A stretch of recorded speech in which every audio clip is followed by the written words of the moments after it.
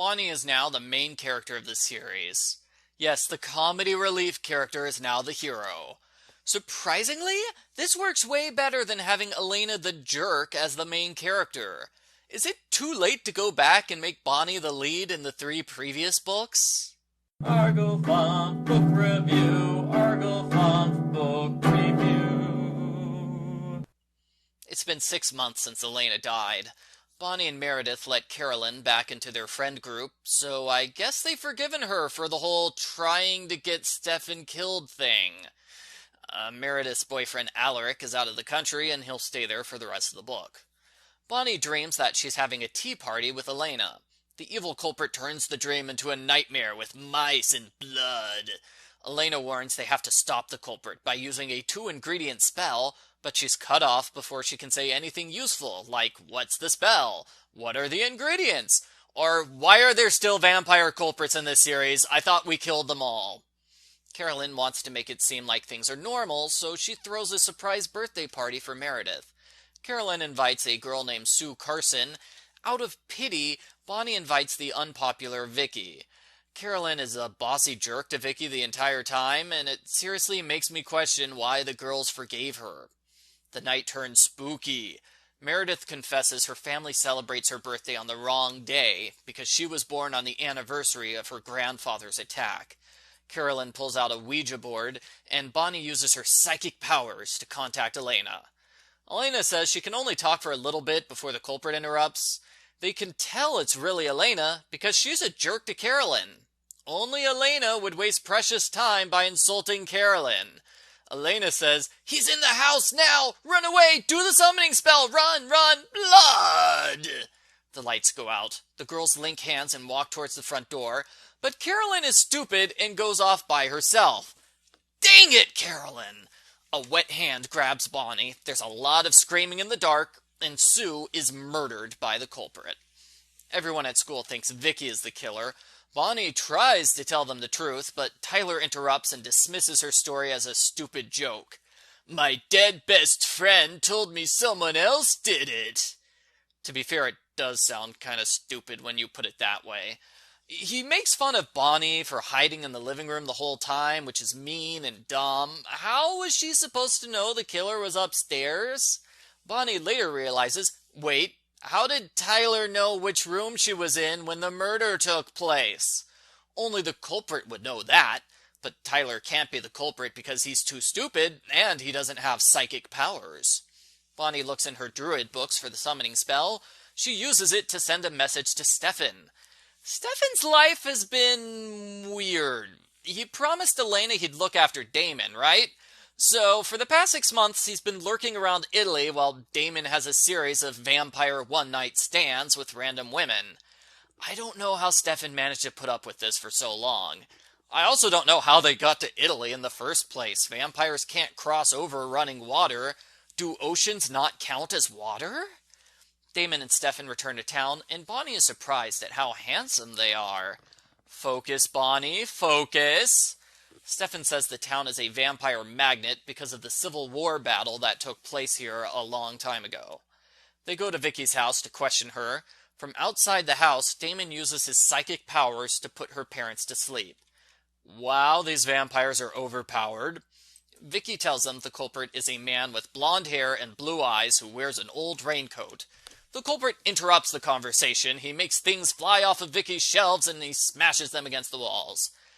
I'm not sure why the culprit did that, to be honest. The culprit probably should have attacked our heroes here and now and ended the book, but no, the culprit just plays poltergeist. Everyone promises to set up a 24-hour guard outside of Vicky's house, although Damon does it in a way that's creepy and evil, so no one's quite sure if he can be trusted. Stefan asks to see Sue's body so they can learn if the culprit is a vampire. They break into the funeral home, where the girls have an unexpected outburst of modesty. They refuse to let Stefan touch Sue's blouse or expose her neck. It's gonna be hard to tell if she's a vampire victim if her neck is covered up. Anyway, Sue's neck is clean, but there's a large scratch on her torso, and at this point you can solve the mystery of Sue's murder on your own, if you're clever enough. Stefan figures out the solution, but instead of telling everyone about the culprit, Stefan runs off to the library to get some proof. Matt has been depressed the entire book. Here, Stefan and Matt have a minor showdown over the meaning of life. Matt's worried the world is a terrible place and life is pointless, so he should just give up. Stefan helps Matt realize he has to try to improve the world. Matt stands up to Damon after this, then he goes back to being his normal self.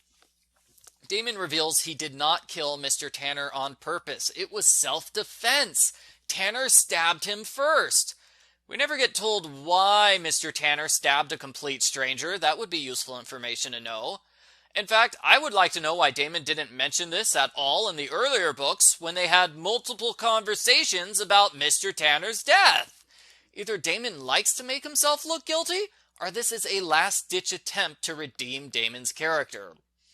They decide to lure the culprit into a trap using Meredith as bait. So at graduation, Meredith and Bonnie cause a scene. Meredith accuses Bonnie of trying to steal Elena's boyfriend. Bonnie slaps her, and Matt comforts Bonnie. I know the entire scene is a setup, but wow, that is some good romance drama right there. Why can't the vampire romance drama be that good? Thanks to the public scene, everybody knows Meredith will be alone at the graveyard tonight, so she goes there by herself, and the culprit appears. It's Tyler.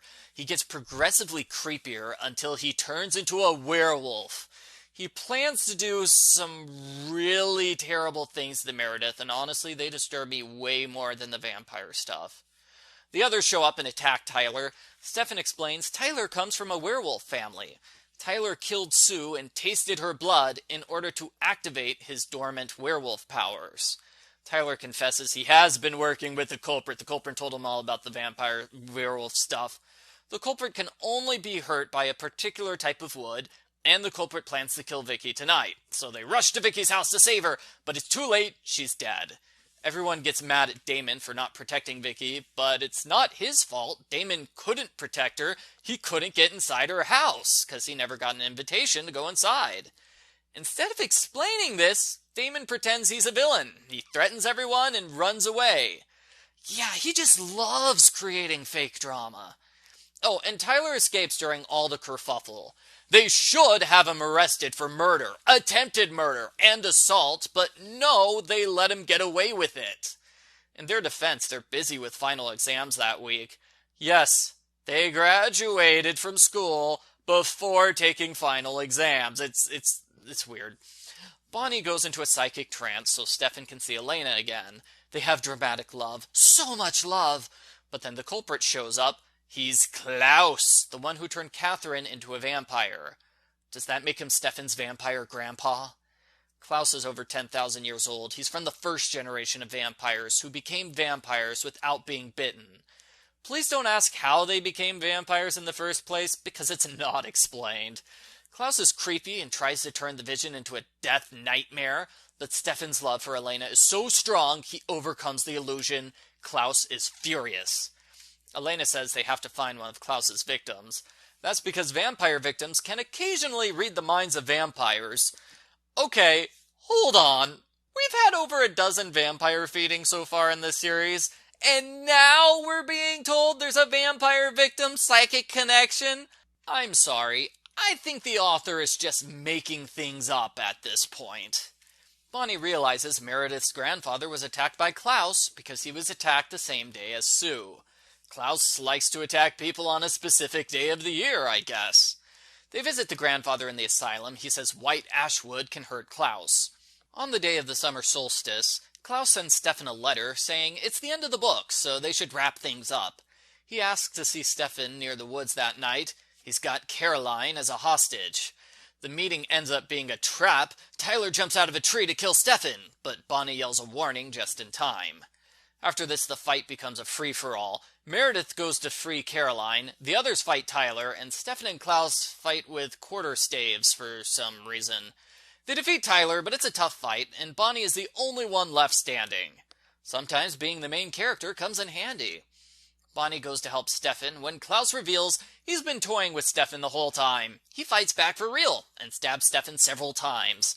Damon unexpectedly returns to help save Stefan because he secretly loves his brother. Aww. This is the point where the book goes completely crazy. Klaus returns with lightning powers. Bonnie calls Elena's name 3 times. This causes an army of Civil War ghosts to appear. The ghosts attack Klaus and take him away to a place where he can't do any harm. One of the ghosts is Elena. She uses her healing powers, which have never been mentioned before. She heals all of her friends and she apologizes because she has to go away forever. Stefan screams Elena's name, there's a golden flash of light, and Elena comes back to life. A naked Elena magically appears on the ground. They get her clothes, everyone is super happy Elena is back, and she kisses Stefan passionately. The end. Post-book follow-up. I really like this book. It's easily the best book of the series. But that ending! It made no sense whatsoever! How does Bonnie summon a ghost army? When did Elena get healing powers? Why does shouting her name bring her back to life? All logic is thrown out the window, and there is no attempt to explain what just happened. It's a terrible ending to an otherwise good book, which went out of its way to have a mystery with a lot of moving, interlocking parts. I liked how the clues were cleverly weaved into the story so readers could figure them out on their own. I liked Bonnie as a narrator. I appreciated how scary the book was, and I liked how the story kept raising the stakes. The Tyler werewolf revelation chapter was well done, and the final fight against Klaus was better than the final fight against Catherine. I know this is a vampire love drama, but I like this book because it doesn't have vampire love drama. And I especially like it because it doesn't have that terrible vampire love triangle. So it's kind of weird for me to say, I love the book because it's got no love. This book was intended to be the end of the Vampire Diaries series, although it was revived about 17 years later when the TV series was made. If this had been the end, it would be ending the series on a high note, so I will give it the highest score out of the 4 books. I give Vampire Diaries number 4, Dark Reunion, an 8 out of 10.